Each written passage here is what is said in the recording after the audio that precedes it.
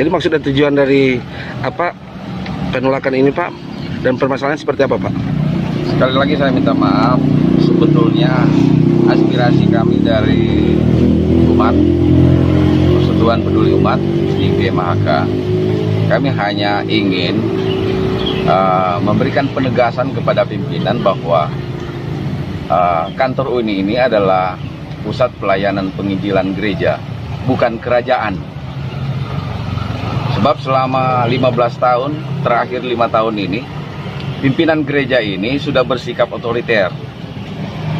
Kemarin 3 minggu yang lalu saja, kami resmi sudah diberitahu datang ke sini, kami diusir. Saya ke kantor gubernur, saya ke kantor bupati ratusan kali, nggak pernah, sekalipun bupati sibuk, mereka nggak pernah Satpol PP usir. Karena kan kita ke sini ada tujuan baik, tujuan pelayanan. Tapi ini berkali-kali, sehingga ada keresahan dari umat, daripada kita terjadi sesuatu yang tidak diinginkan. Saya sebagai perwakilan, saya mau menyampaikan aspirasi kepada pimpinan bahwa gereja ini bukan kerajaan. Ini bukan warisan yang orang tuanya berikan kepadanya. Ini adalah milik umat. Ya, dan hormati kita. Hormati kita sebagai umat. Ya kan? Di sini kan juga bisa berganti. Tidak harus seorang Yotam Binosano yang harus jadi pemimpin di sini. Jangan biarkan mega skandal itu ada di lingkungan gereja. Kasihan, ini gereja. Jangan kita dibenturkan, ya, dibenturkan dengan aparat, dan itu yang terjadi saat ini. Jadi kami mau sampaikan kepada pimpinan divisi di Manila, tolong lihat UNI Conference kawasan timur. Pimpinan di sini harus dievaluasi. Kami harap KLB tanggal 26 Oktober 2020 dievaluasi. Jangan biarkan pimpinan UNI ini dia menganggap kantor ini kerajaan dan tidak bisa masuk siapa saja. Ada banyak hal yang kami mau sampaikan. Kalau kita ada pemekaran sinode di Kabupaten Mitra, itu kan bagian pelayanan, tetapi dihalang-halangi dengan macam-macam alasan yang menyatakan kalau selagi Yotam ketua UNI, pemekaran tidak akan jadi. Kita akan libas pimpinan-pimpinan, termasuk Arca Manawan harus disingkirkan. Ya kan? Ini kan bukan seorang hamba Tuhan. Kalau dia pemimpin, dia kan itu imam besar. Bagaimana imam besar dia mau seorang arti itu ditangkap masuk penjara? Ya kan? Biar saya marah kepada anak saya, tetapi ketika anak saya berurusan dengan polisi, saya harus lindungi anak saya. Tapi anehnya, ketika saya berurusan dengan polisi, dia ingin saya mau dimasuk penjara. Ini pimpinan macam apa? Jadi saya mau sampaikan kepada pimpinan Gereja Masyiat Manila ke-7 divisi di Manila, coba turun tangan. Paling tidak ada surat elektronik pada hari ini atau 1-2 hari ke depan, agar ada penegasan dari pimpinan divisi kepada kami. Kalau tidak, saya sudah canangkan dengan teman-teman di Jakarta, di Jawa Barat, di Surabaya, di Manado ini, kami akan membentuk divisi Indonesia. Kalau kami merasa divisi di Filipina tidak berguna, maka lebih baik di Indonesia ini harus ada pimpinan sendiri, harus ada badan hukum sendiri, tidak bergantung dengan Filipina. Itu penegasan kami, dan kita tidak main-main. Karena dalam kajian-kajian masih lebih baik kita punya divisi sendiri. Karena saya dalam perbandingan dengan divisi Eropa, kita lebih banyak umat, lebih banyak gereja, di banyak tempat. Artinya secara wilayah kita ada 360 juta penduduk. Umat Advent di sini juga cukup banyak. Tapi kenapa kita harus berpusat di Filipina? Sekarang ada masalah kecil, kita dibiarkan diobok-obok oleh pimpinan, oleh seorang Yotam Binosano. Karena dia merasa dia adalah raja di sini. Sedangkan kami umat ini seperti binatang, tidak dihargai, tidak dihormati.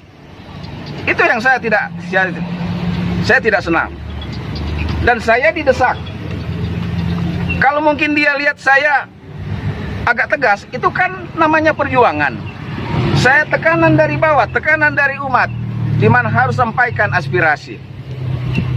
Janganlah biarkan politik kotor itu ada di lingkungan gereja. Ya, kita kan semua punya pengalaman. Ada politik itu di partai, tapi kayaknya mereka lebih sopan. Tapi politik yang dilakukan oleh beliau di lingkungan gereja itu sangat kasar dan sangat biadab. Kami tidak setuju kebiadaban itu dipertahankan di gereja. Ingat, gereja itu mau melayani, mau menginjil. Janganlah bandingkan kehebatan seorang pimpinan itu dengan anak. Bandingkanlah dengan Tuhan Yesus. Tidak ada apa-apa kita. Kita ini kain lara. Kita semua kotor. Jangan banding-bandingkan, oh, Ati Manawan itu biadab, penjahat dia. Tidak. Sejahat-jahatnya saya punya urusan pelayanan dengan Tuhan. Jadi, kalau saya berbicara secara spontan seperti ini adalah bagian spontan dari semua umat Tuhan. Ya. Saya turunkan ini cuma sedikit. Kalau saya mau turunkan ribuan, bisa datang ribuan. Tapi saya menghormati protokol kesehatan. Tidak lebih dari 50 orang. Saya batasi. Kemarin saya banyak orang tapi mohon maaf, saya batasi. Saya hanya urus izin ke Polda dan Polresta Manado. Hanya di bawah 30 orang atau 50 orang. Itulah sebabnya saya mau sampaikan di sini ada aspirasi bahwa sudah cukup bos kamu di sini. Jangan pertahankan. Ini bukan warisan yang dibawa dari sana. Jadi kami mau sampaikan bahwa kalau divisi Manila tidak memperhatikan masalah ini, maka dalam waktu dekat kita akan deklarasi pembentukan divisi Indonesia. Kita putus hubungan dengan Manila. Ya, nanti kami bantuan Mabes Polri dan Menkumham. Karena itu ada aturannya. Ada aturan tersendiri. Justru negara kita, Mabes Polri dan Menkumham justru akan memihak kita. Karena aturan organisasi gereja itu harus di dalam negara. Harus dalam negara. Jadi, buat apa kita ada pimpinan di Manila? Kalau masalah kecil saja, diobok-obok sampai kita ke pengadilan. Ya kan? Daripada kita ke pengadilan saling membunuh, yang lain masuk penjara, yang lain jadi abu dan jadi Arab, masih lebih baik kita membentuk divisi Indonesia. Pak, 10 tuntutan yang dibawa pada hari ini? Ya, 10 tuntutan. ya. Kita masih tidak percaya kepada seorang Yotam. Mohon maaf. Jangan menipu umat. Jangan kelihatan seperti malaikat, tapi hati seperti iblis. KMHK ini adalah gereja, bukan kerajaan. Ini beliau, saatnya dia turun di KLB. Kemudian, kita harus usir otoriter di dalam gereja. Gereja tidak ada otoriter. Gereja itu harus melayani, bukan menindis. Jangan melakukan penyalahgunaan wewenang.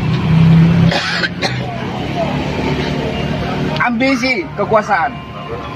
Dan untuk Uni Timur, ini bukan milik seorang Yotam. Ini Yotam.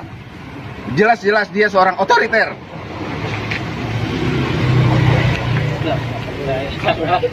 Pimpinan Uni Conference Kawasan Timur bukan milik seorang Yotam Binosano.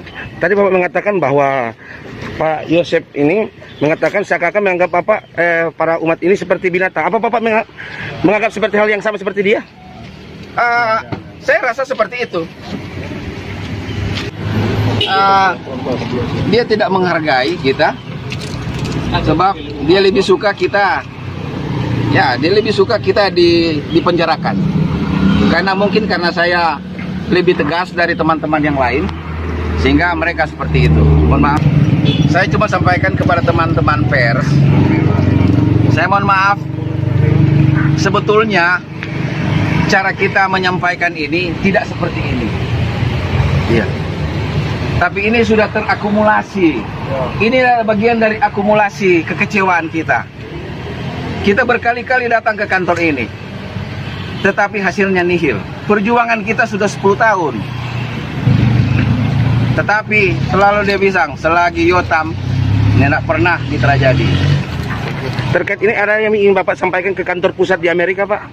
Ya, kepada General Conference kami sampaikan, sekiranya ketika General Conference di tahun 2021, akomodirlah negara Indonesia akan membentuk pimpinan divisi menjadi pusat pelayanan penginjilan di negara Kesatuan Republik Indonesia.